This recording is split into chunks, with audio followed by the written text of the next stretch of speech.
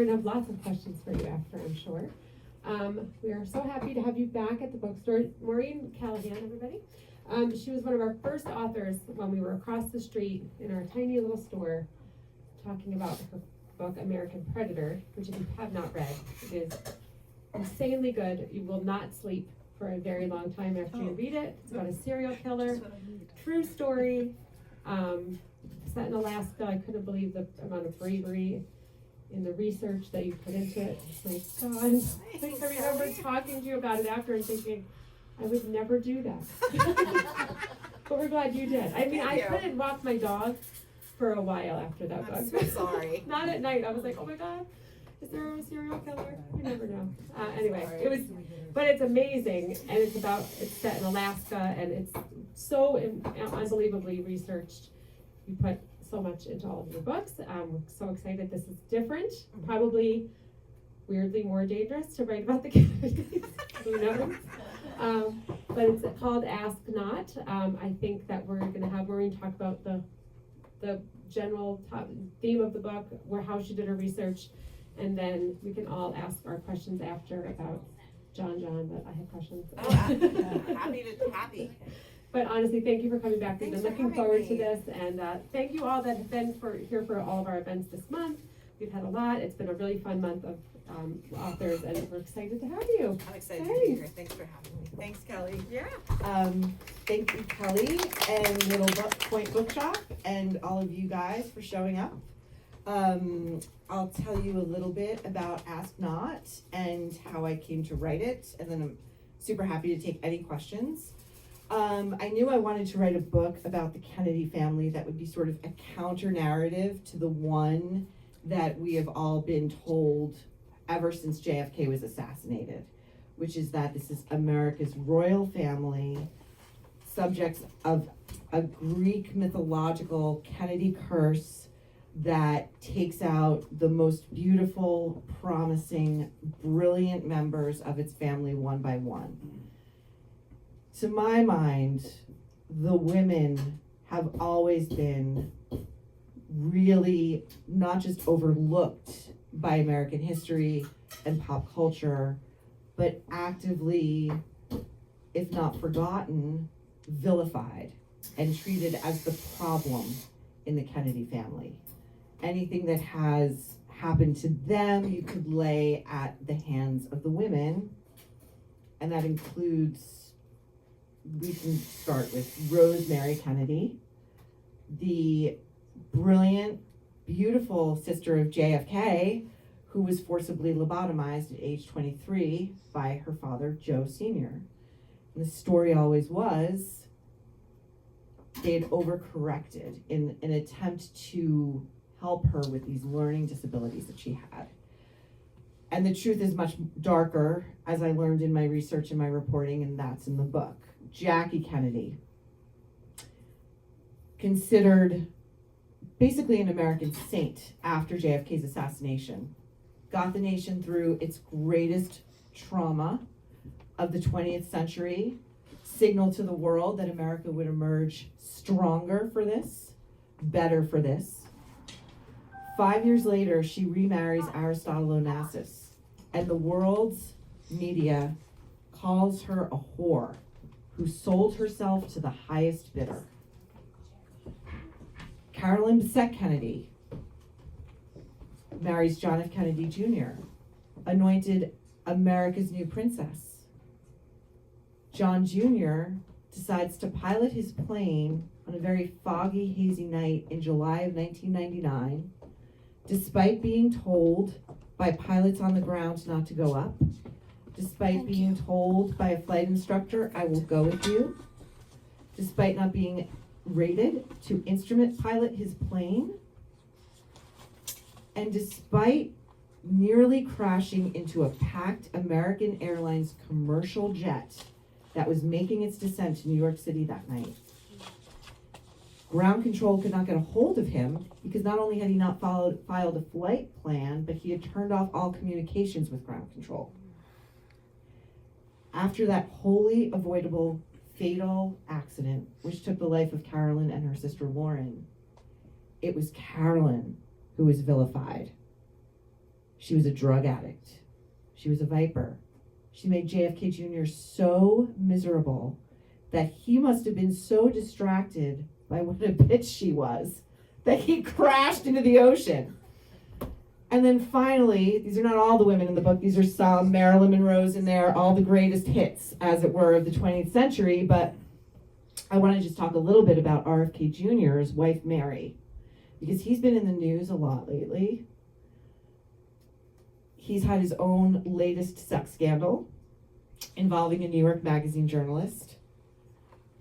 Since then, 3 other women have come forward to say that they too had been having extramarital relationships with RFK Jr. His second wife, Mary, committed suicide in 2012, and he tormented her in the months and the weeks leading up to her suicide. He gaslit her. He took her to her therapist's office, and her therapist told me this directly, so it's really indisputable. He certainly hasn't disputed it.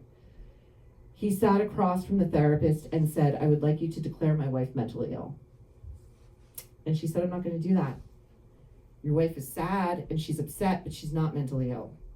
She might be a little angry because she discovered your sex diaries, which outlined all the other women he'd been having sex with throughout his marriage to Mary. When he left the marital home, he cut off all of her money. Her court-ordered $20,000 a month. She had to ask mothers at the at the school run, for grocery money or for gas money, former American royalty, now exiled by the Kennedy family. He moved a few hundred yards away into another house with his new girlfriend, his current wife, Cheryl Hines, who is now getting the full Kennedy wife experience as the latest subject of his humiliation. After Mary was buried in the Kennedy family plot, he waited a week and secretly, without getting the proper permits, alerting any of Mary's siblings, in the dead of night, he had her coffin exhumed. He had it moved across the cemetery 700 feet away to be buried alone on the side of a hill, facing traffic with no gravestone. The last thing I'll say before taking questions is I wrote the book like a novel, although everything in it is true, because I wanted the readers to be in the heads and the hearts of these women in these specific moments in American history, to sort of be with them as they were going through these most extraordinary life experiences. Some of these women survived, others did not, but all of them had an incredible life force of their own and a charisma that drew the Kennedy men to these women. Once they became inconvenient, that's when they have to sort of be disposed of. And there's sort of a Kennedy playbook that you'll see play out with each woman. It becomes a pattern. It's, in a way, this book is a little bit true crime adjacent, because there are people who get away with murder, literally, in this book. And it was fascinating to write, and I could have stayed in research and reporting forever, because I came to really, really love all of these girls and women. Jackie Kennedy especially. I consider her the heroine of the book. There are 4 different Jackies that you will meet in this book in 4 different points in her life. And she was ironically the architect of the Camelot myth, and she was able to destroy it for herself so that she could survive and live her life as an independent career woman at the dawn of second wave feminism in New York. And that's sort of the little thumbnail. And I don't know how many of you have read it or even have not, but may have questions. But anything you'd like to ask? Yes? So I've always, I think, felt really a lot of sorrow and empathy for Joan. Mm-hmm.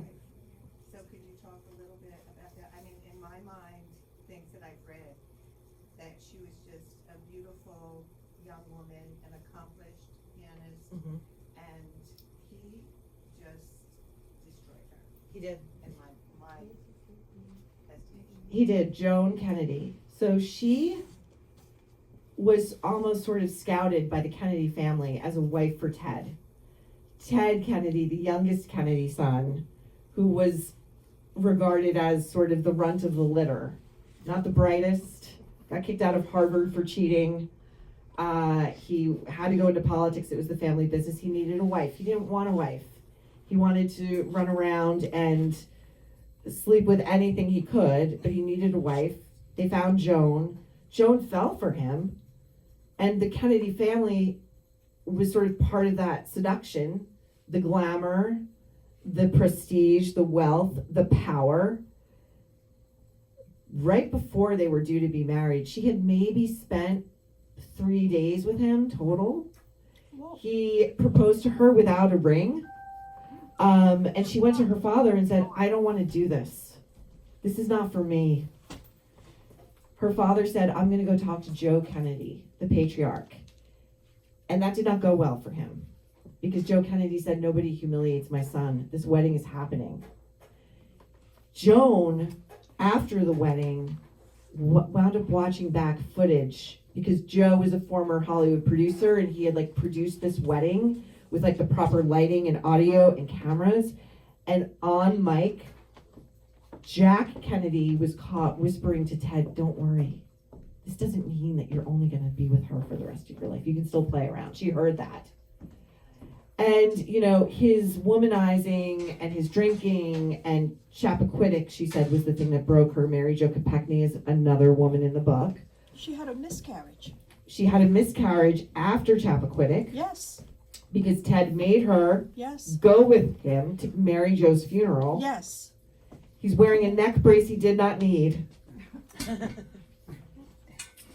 And he gets off, and she miscarries. The doctor says, you're on bed rest. She had, I think, 2 miscarriages prior to that. She lost the baby. And after that, she said, that was it. I gave up. And not only was Chappaquiddick successfully reframed by the Kennedy machine as Ted's tragedy, right? This was going to be the thing that prevented Ted from ever becoming president. Ted, who had already lost 2 brothers and sacrificed so much. But now Joan was another problem for Ted to deal with. Joan was an alcoholic. Joan couldn't handle the pressure. Joan didn't have what it took to be a Kennedy wife. I mean, you could say, really, who does? Who did? Right? Ethel.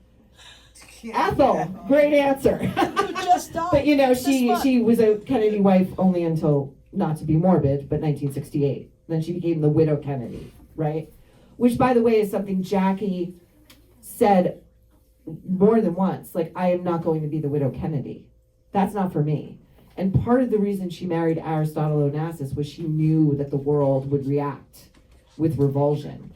And she wanted to smash her image as the sainted widow Kennedy. She wanted to be a real person, in as much as you can be when you're married to a Greek billionaire. But she was trying to transition her way out of that, you know?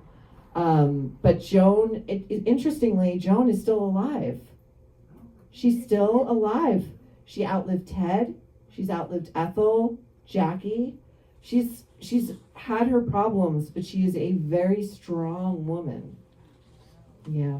Didn't Ethel die last week? Yes. Last week. Yeah, she was buried Ironically. with like a lot of fanfare as well. A lot of it's. I kind of feel like that's really the death knell of Camelot. You know. Well, she was told that she was more of a Kennedy wife than more of a Kennedy than a lot of the Kennedys, even though she wasn't. What was her last name? I can't remember. With all the scandals all of her Skakel. family had. Yeah, remember the Skagels? Remember the What's Skagels? that? Yeah, Martha they had a- Moxley, Yeah. who's also in this book. Who mass murder or something? Michael Skakel, the Kennedy cousin, Ethel's nephew, was convicted of murdering 15-year-old Martha Moxley in Bellhaven in Connecticut.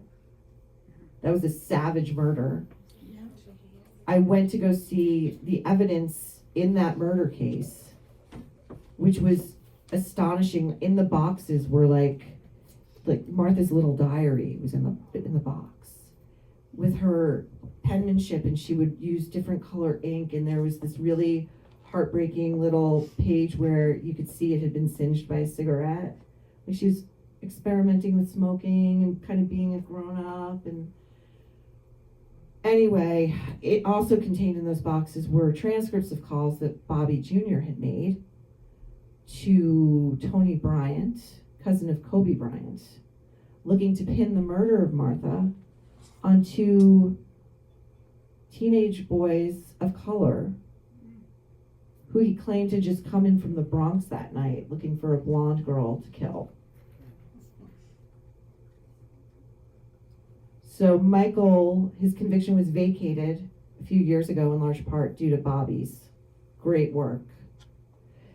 But in the book, I reprinted a letter that Ethel wrote to the judge when Michael was going to be sentenced. And in that letter, she talks about all of the hardships that young Michael has had to endure, and that he's somehow been trying to make something of his life. And could the judge just show some mercy? She signed it in this very flowery way. She signed it out of the depths, but with hope. Ethel Kennedy.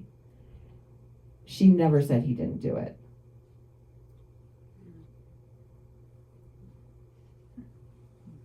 I have a question. Yes. So, in doing all your research, you probably felt like it was more fiction than fact. You're probably shocked by most of the things you found, or not shocked, but there's so much.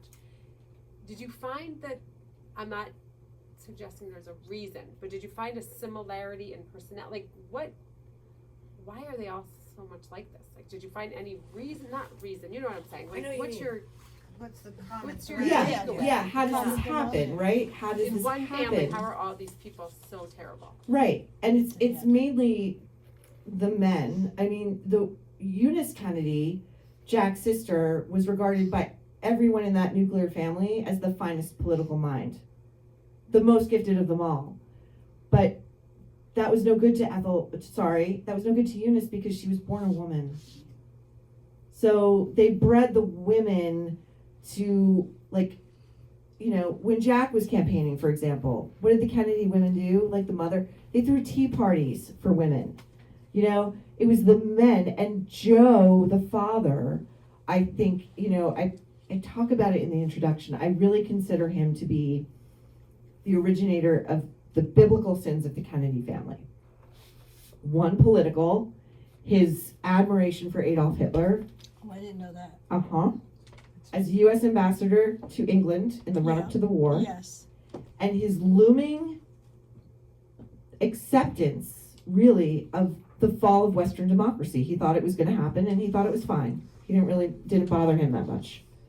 The second was personal, and that was his decision to forcibly lobotomize Rosemary, leaving her with the mental and physical capacities of a 2-year-old for the rest of her life. She was shunted away across the country. Siblings were never told what happened to her. So the threat really was, if you act up, we can make you disappear too. This haunted Ted his whole life. He thought he was next. What I learned, it's so dark, but this is why Joe did it. Family friends believed he had left Rosemary in London. She was promiscuous. So. That, not promiscuous, but like she was showing interest in boys, but Joe had kept her there as his companion. So, and family friends found something very sinister in their dynamic. And he was molesting her. And she was acting out the older she got. And it was like, what's wrong with Rosemary? Why can't she control herself? Well, because she had this horrible thing that was happening to her. You know, I heard, I want to say a few months ago, from someone who's close to the family, who reached out to me and said, this stuff about Joe and Rosemary is true. The family still talks about it to this day. And anyone who comes from a large Irish Catholic family can probably relate to the sense of generational secrets. But this stuff was like in the water supply in the Kennedy family. Women are disposable. Sorry, talk to me. I'm Irish Catholic. Oh, you said it's not true. I don't think so. Oh, tell me why. We talk plenty. You do? So there's no sense of like learning about something that happened like a generation before you maybe that had been held a secret? Then I'll just speak for myself because I come from a large Irish Catholic family and I had just learned something like within the past few months that blew my mind. So yeah, and I'm sure there's more coming. So the larger point, whether it applies to you or not, the treatment of women is sort of this generational thing. You know, what was revelatory to me about JFK Jr., who has been sort of still considered kind of like the good Kennedy, right? Because he was so handsome and well-mannered. He treated the women in his life terribly. He really did. Sorry? So not me. You guys are troublemakers. Did you know him? You have a lot of questions. Oh, good. Tell me how you knew him. Okay, I was a then. nurse in New York. Okay, well, I'll Very continue. nice. Okay, so he had a girlfriend named Christina, and he took her on several adventures that nearly got them both killed. He would dare her to do things that she did not want to do. And the threat was, well, I'm JFK Jr. and I can have whoever I want, and I'm with you. Would you like to stay with me? Then maybe you'll get up on this Jeep and hold on to the sides of the roof while I spin it around and around and around at top speed and hope you don't fall off. There was a magazine article about him and his college roommate or something that were both the daredevil in them. I don't know if you know of that article. I don't know that I saw that particular article. It was several years ago, maybe 20 years Yeah, ago. he but would it do was things. He would do they things were that definitely put his beyond. life at risk. Yeah, beyond. he had like His- a kind his of death friend wish. died. His friend died. His friend died. Yeah. But I don't remember the circumstances. It was Okay, interesting, though, to know that article exists. it's very interesting. Yes. Yeah, it was not easy to be with him, and he could be very difficult. You know, his magazine was failing. His wife was about to leave him, and he hadn't ever really had to face any hardships, the things that the rest of us go through in life. You know, being told no, for example. These were not things he ever really experienced. So, Can I mention something? yes, He had to please, take- absolutely. He had to take the bar exam many times. Can you speak louder? I can't He hear. had to take the bar exam many Many times. times. He made it on the third. Perseverance. Yeah. Perseverance. Yeah. Everybody was praying for him. I Because he would have mean- not met, he would have been out after 3 strikes. Yeah, he would have been out. Yeah. And he worked as a DA for a short time. He worked for the DA's office for a short time. And then he moved on to sort of casting about for another thing to do with his life. And then he decided to start a magazine. And, sorry, go ahead. Yes, please. I'm just curious, you haven't mentioned Caroline, and I'm wondering if you feel that she separated herself from the family as much as she could. She married outside her faith. You don't hear her involved in all that kind of ne'er-do-well kind of things. Is she a little bit of a different character? Caroline's interesting. You know, she's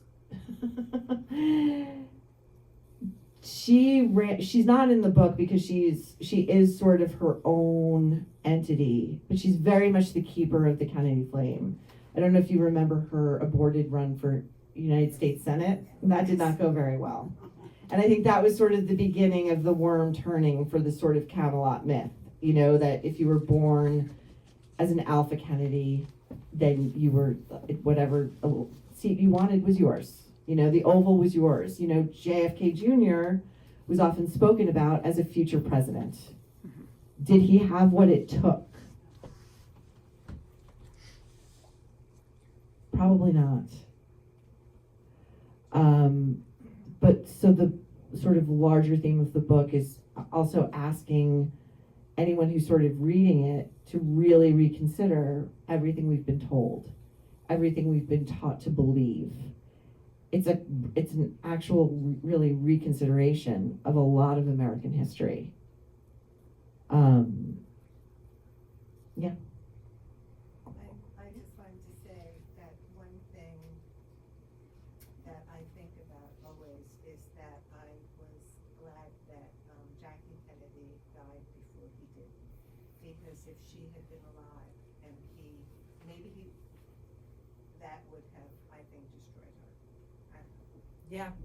I just, when he died, I thought, I'm just glad that his mother isn't alive to go through this. Yeah. She did not want him flying a plane. She didn't want him acting, she didn't want him in politics, at least from things I've read, but that would have destroyed her. Yeah, and there's this very weird detail I read about after I finished the book. I wished I had had it for the book. But when that plane crashed, his papers, like basically the equivalent of like your registration if you're driving a car, like those plane papers from the plane washed up on Jackie's beach on Martha's Vineyard.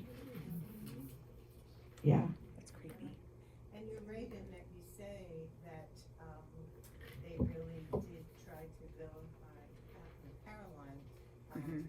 that, he was late leaving because she had to get her nails done. Which is so misogynistic. Exactly, right, like, really, this was such a tragedy, and for both families, I mean, that, woman lost two daughters, that Mhm. couple lost two daughters, Mhm. and, but that's your book, what they did, they vilified the women, it wasn't him, it was, she had to get her nails done, so. She had a cocaine problem. She was waiting for her drug dealer.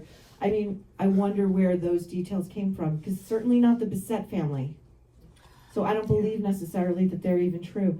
And besides, even if they are true, let's say they are, who's ultimately responsible for piloting that plane? Yes, he had a cast on his leg, He had just gotten the cast off, like that day. and he wasn't certified to fly without whatever. Instrument Yep. training. Yeah. He needed a co-pilot up there. Yep. The, through people who I knew, that were, nurses at, Staten Island Hospital, the hospital where Dr. Lederman was. I believe he went to the cousin who he was close to, Lee Radziwill's son, who died of cancer. They were very close. And Carolyn got to be very friendly with one of the nurses who my friend knew. And she said she was devoted to taking him there and waiting for him while he was having his treatments at the time. And she, so she appeared to be a very compassionate person who was doing what was right for his family member. So it doesn't go in with a lot of what is said about her in, her uppity kind of Yeah. background. Yeah, and I mean, the And this Carolyn was- Bessette you'll meet in the book, she's not a saint. She's not perfect. She's like us. She's got issues. She's complicated. She's sometimes not likable. All of those things don't mean that she deserved what happened to her. To your point, the way she took care of John's cousin when he was dying of And cancer, did you know about that? Had you heard Yeah. about it? definitely. And I talk about it in the book. Do you? Okay. Yeah, because one of the things the Kennedys did after they died was to say that Carolyn was just using Anthony and his cancer Oh. as a way to make sure the Kennedys loved her. Like, you could not win for trying with this family if you were an outsider. And an outsider is anyone who wasn't born in. So if you're a wife, you're told, and John basically told Carolyn, it's like, you're not really a Kennedy. It's kind of like on borrowed time. You're here as long as I want you.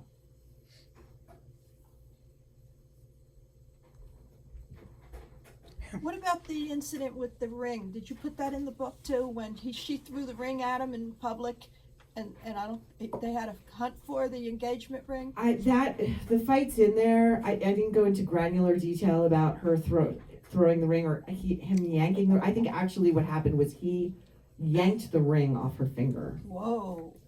And he also, I mean, that footage is available online. You can watch it. He also pushed her with the palm of his hand, like by her face. He put the palm of his hand into her face and pushed her back.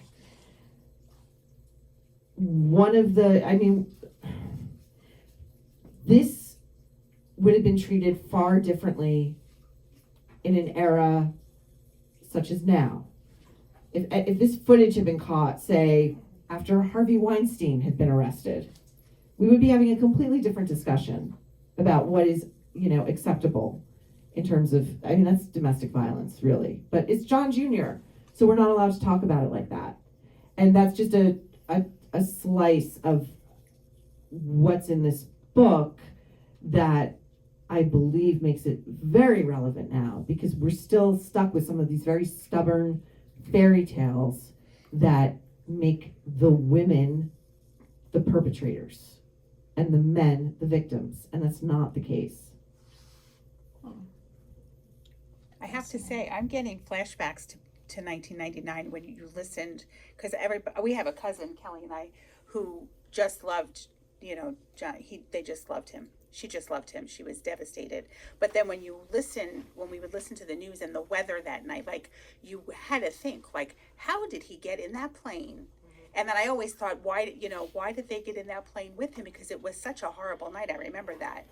And as you speak about family secrets too, I think it goes without saying that, especially we found out, and we don't even have we're Italian. And my mother, a couple of years ago, we had where is Kelly? Was it when Juliet Grames was here that we found out?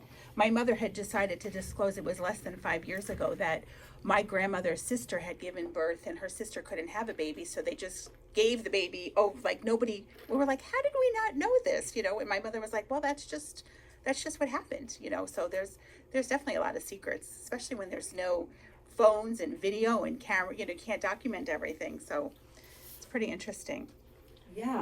Yeah, this is sort of that writ large. Yes, like on a huge scale. I think we all think we know this family so well, and this family is so emblematic of what we like to think of as the best of America, and what the best and the brightest are willing to sacrifice for the country. But it's on the backs of a lot of these girls and women, frankly. And, to your point about going up that night and why those girls would get women, they were women, and would go up with him instead of saying no. You can't, I think, underestimate the kind of sway that his fame and legacy maybe made them feel that nothing bad could ever really happen. 100%, yeah. Despite what was an obvious death wish on his part. Yeah. Yeah, I think that's another aspect of this story.